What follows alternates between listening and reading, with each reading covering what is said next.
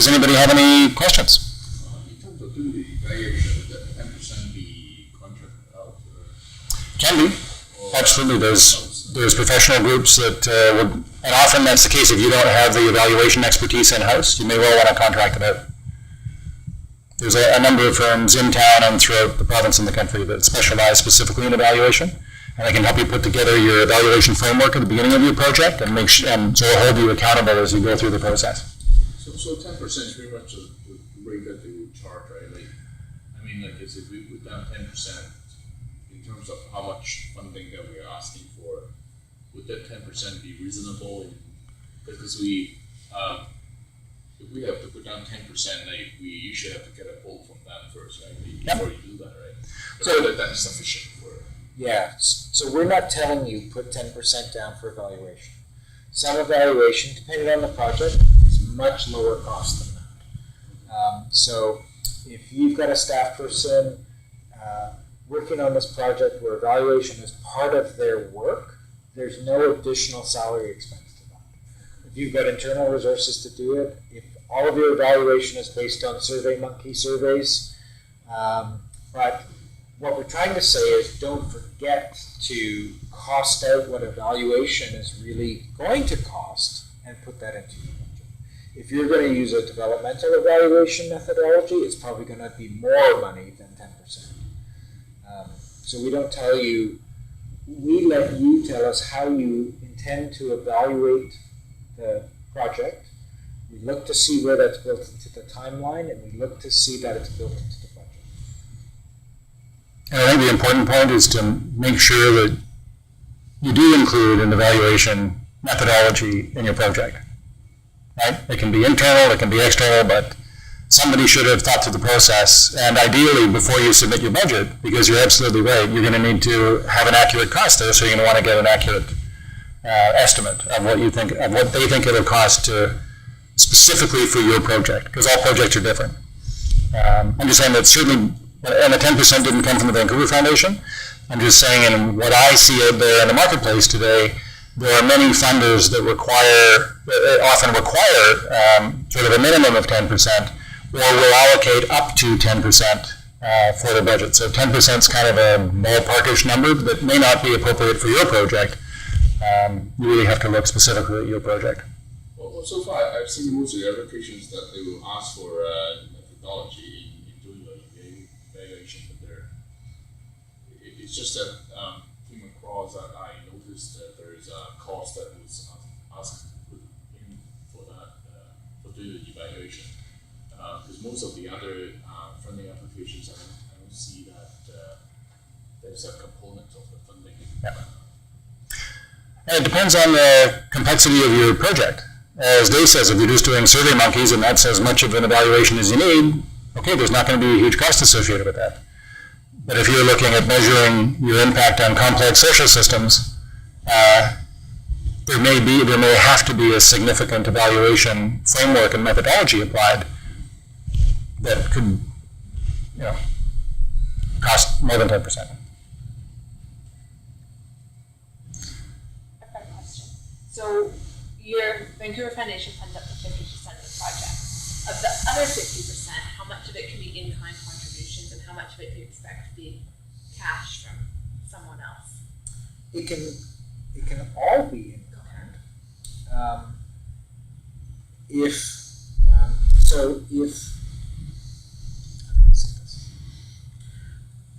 We don't typically expect to be the sole funder approached.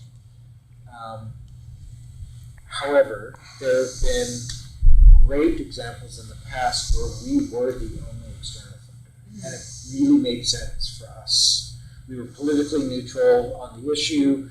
We really didn't have any skin in the game. Anyone else who came in would be seen to be trying to influence the project. So we were the only external source of cash. As Gordon said, in-kind needs to be in-kind. Yeah. It has to be stuff that you can put on your financial statements. And it has to be an in-kind contribution that actually relates to something on your expense line. So if you're getting $50,000 of in-kind iPads, But we don't see iPads Yeah. listed anywhere in your project or in your timeline. It's like, oh, congratulations on the great iPad donation, but so what?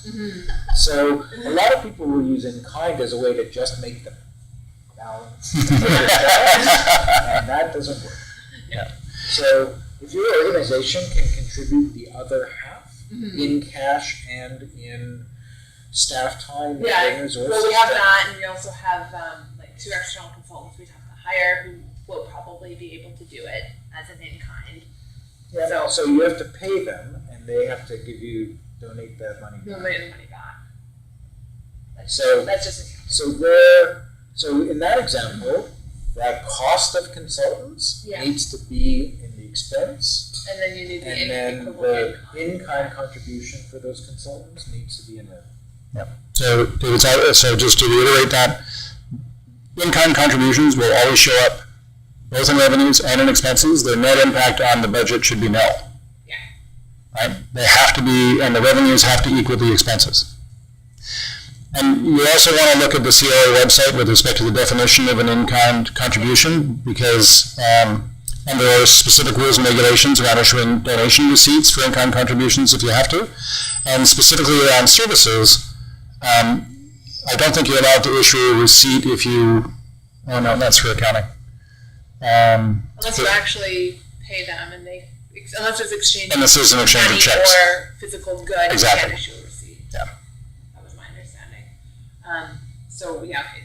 So on this one, we have to do it, recognize it for this statement on Both revenue and revenue expense. That's fine, even if there's no actual exchange of cash. The exchange of cash would solely be for a CRA tax receipt, and then it's a wash for the person anyways because they have to. Yes. So you can have somebody contribute services that you don't do an exchange of checks for. Yeah, but it's still the equivalent revenue and Yeah. expense on the statement. That's fine. So long as you can attribute a specific fair market value to it with some certainty. You can't just pull numbers out of the air and go, okay, we think it's worth $1 million. Wouldn't that be awesome? I'm assuming Vancouver Foundation is requiring the organizational budget as well as the project budget. So the applicant needs to submit the last audited financial statement plus this year's operating budget.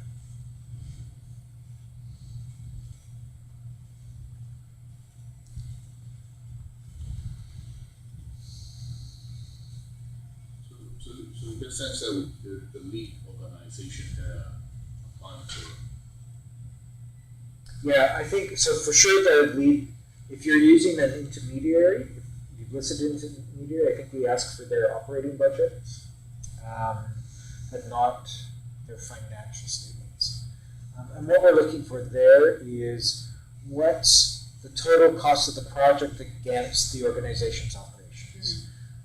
And as a general rule, the flag used to be around 40%. It's not a line in the sand.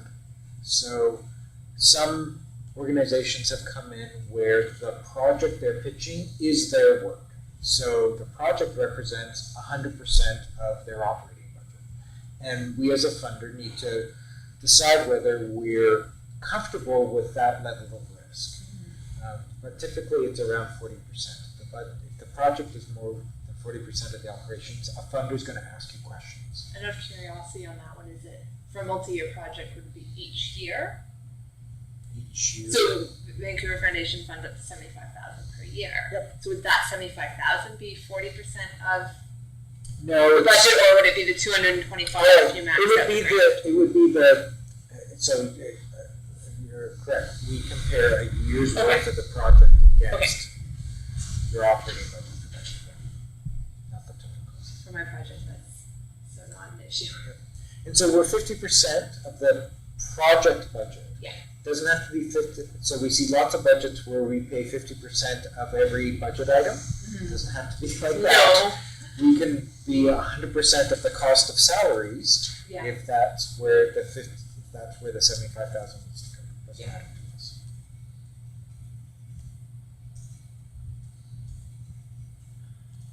On that note of in-kind contributions, just I'm sure Kelly and other agency leaders have examples as well.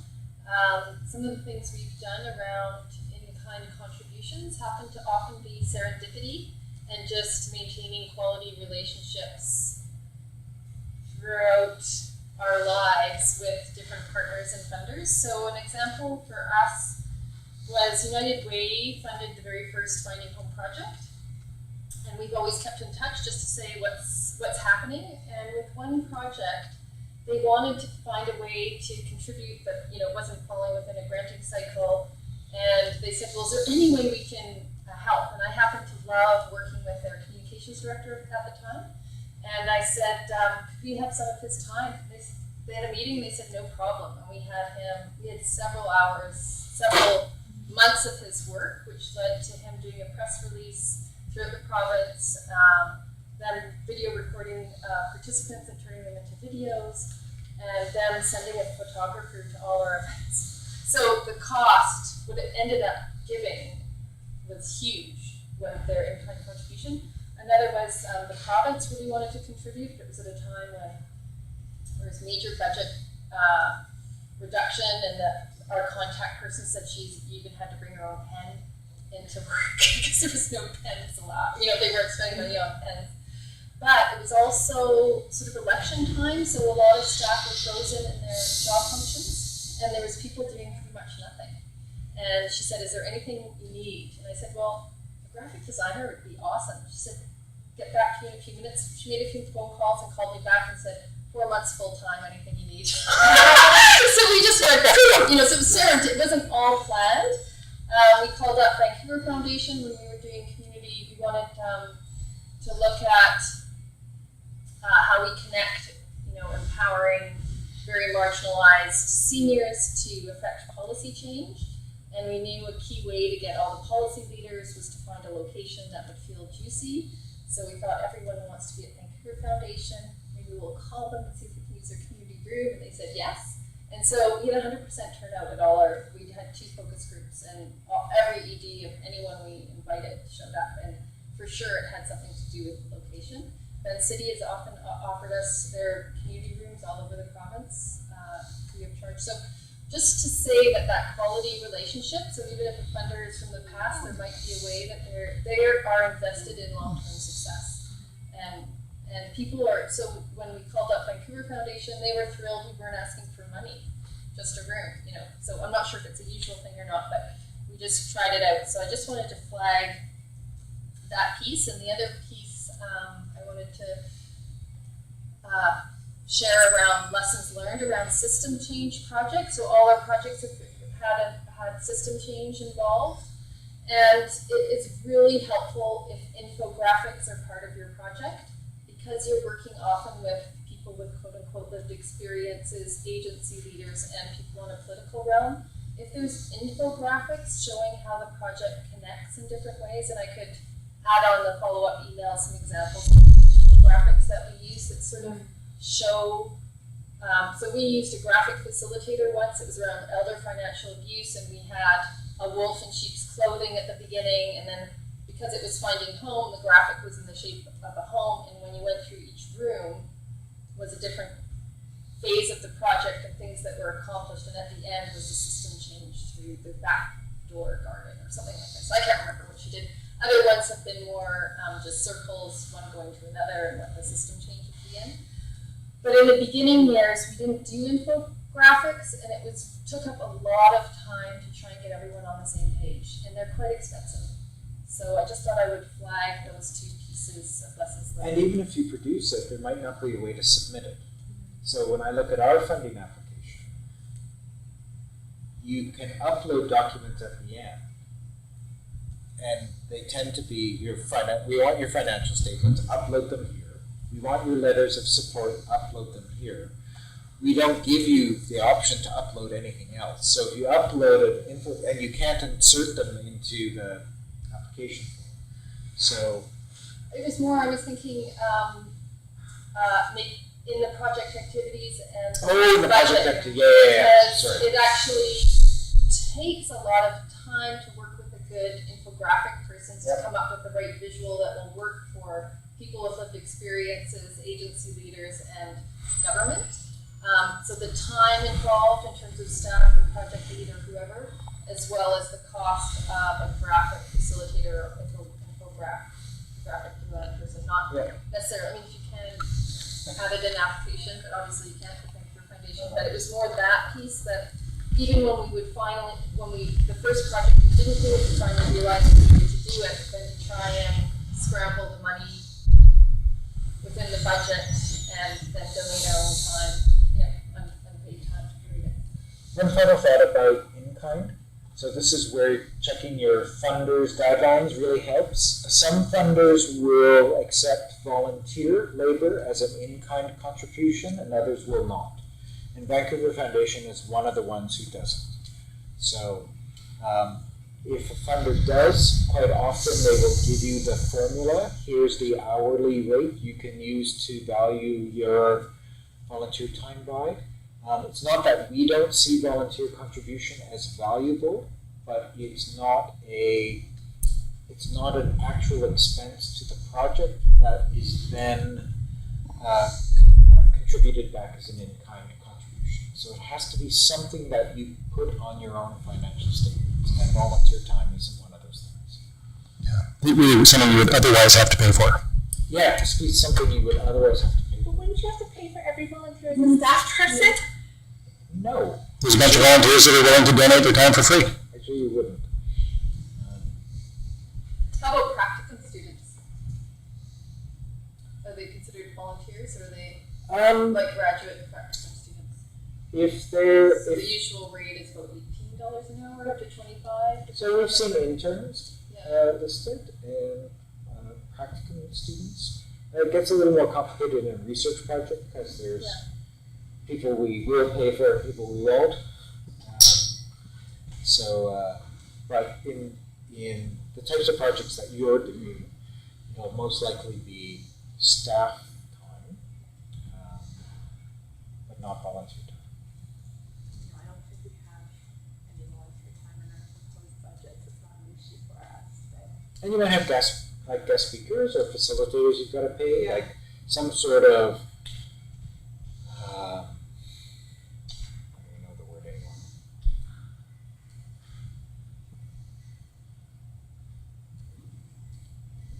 That was really good presentation on budget. Thank you. Kelly, does Kelly have a question at all? Kelly, do you have any questions for Gordon or Dave? Are you still with us? No, she left. Not stimulating enough. Then you have to, book an hour. Well, I would want to add one last thing. I just realized I was end here. Just this idea of aligning the narrative, timeline, activities, and budget. So in the student web platform, we're pulling it all together. There's Dave Beckwith that did that last year, listening to it in advance. What he does is before submitting, he was a director of he's a retired director of a former Needmore Foundation in the States, but he was also on the other side as an applicant before that. And what he does is he gets a room with chalkboards or whiteboards all around, and he puts the narrative, the timeline, and the budget. He puts every part of the budget on a whiteboard or blackboard and make sure, and they actually go around with string and make sure it all aligns. They have this whole visual way of doing it, and so he presented about that the last two classes, and agency leaders that actually did that found their whole applications changed, just making it visual and practical. So I just want to flag that. He has lots of great tips around how to make your proposals align in that way. Seems to be a common theme today. Probably makes sense. I actually had one question for you. I was going to ask, what were some of the main things that people tend to overlook when creating their budget reports? Are there little details that some people tend to miss? Oh, that's a good question, Dave. Do you come across things that people often miss? Evaluation. If there's an actual cost. What they miss is telling us what evaluation looks like. It might not appear in the budget because there might not be any cost, but they miss helping us understand how evaluation is going to happen.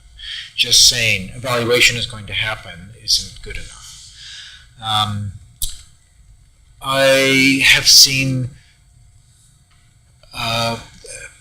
so we're going to use our boardroom to host the community meetings, and our boardroom goes for $1,000 a day. It's like, really? So don't overinflate overhead one way or the other.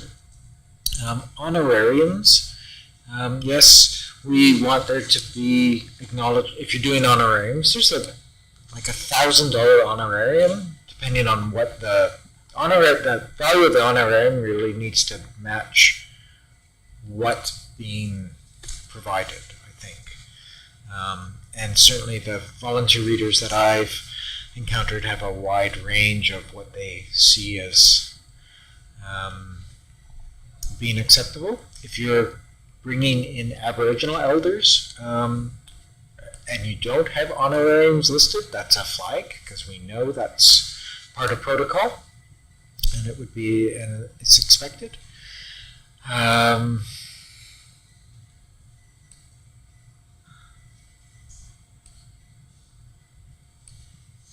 Most people, I have to say, are really, and this is where our volunteer advisors from across the province are very helpful.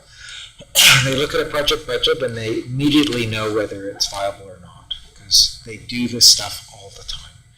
So I have to say, most of the applications we get, there might be some items on it that are questionable, but I've never seen a budget. Sorry, that's not true.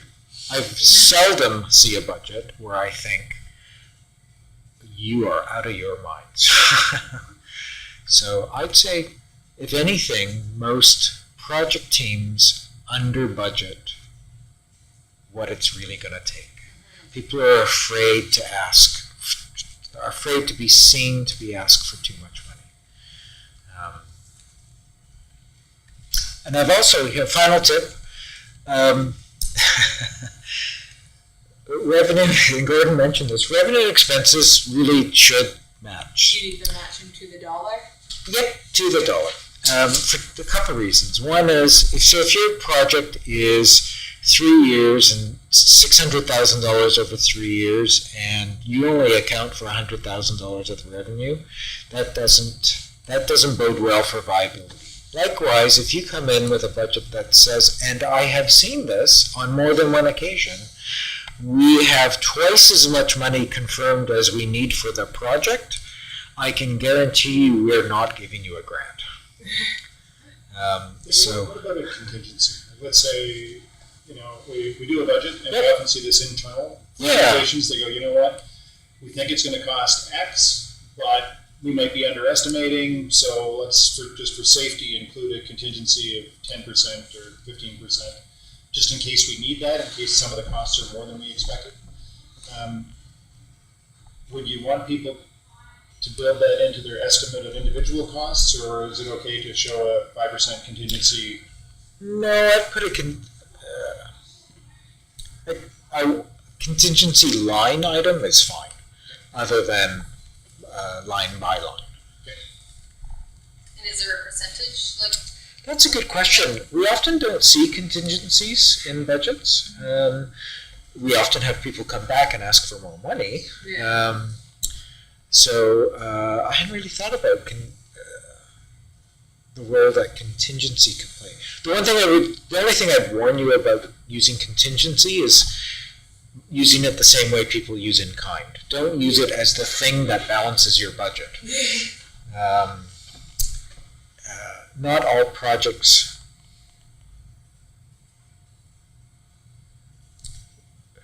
It wouldn't make sense to see contingency listed on every project we come in. But if there's something that you're just having a really hard time estimating, Yeah, sure. You can't find a specific fair market value for it, and you don't know whether you're going to need 15 or 20 of whatever it is. Yep.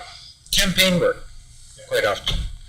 I could see that having contingency. You don't know how many times you got to go back out with the same message.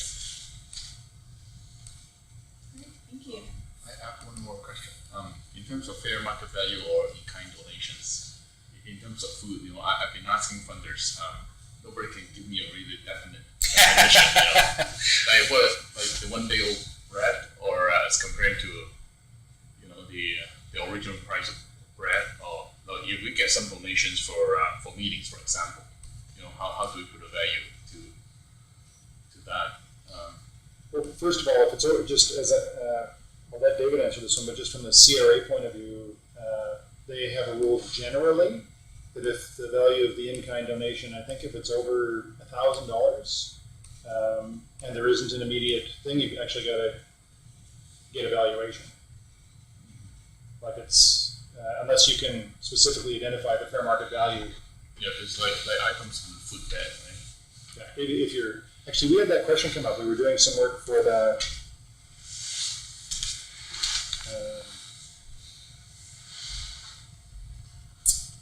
what do you call the things on Sundays? They have Church? Farm market? farmers markets. We were doing some work with the Association of Farmers Markets, and they had the same question. I can't remember what the answer was off the top of my head. So food is only an in-kind contribution if it's part of your project. So simply because someone wants to give you food doesn't make it an in-kind contribution. So we would need to see in the expense line, meetings with $500 worth of food attached to them. Then the donation of food equals that expense. People make donations to food banks all the time and get receipts for that food donation, but unless your project is a food bank, it's not an in-kind contribution unless food is part of your project. Am I explaining that well? So, and for we don't have a way to value food. So it's whatever the supplier says the value is, if that's what the project expense is. So the donation can't be more than the project expense. It can be less, but it can't be more than the project expense. Food's a tricky one. Does anyone else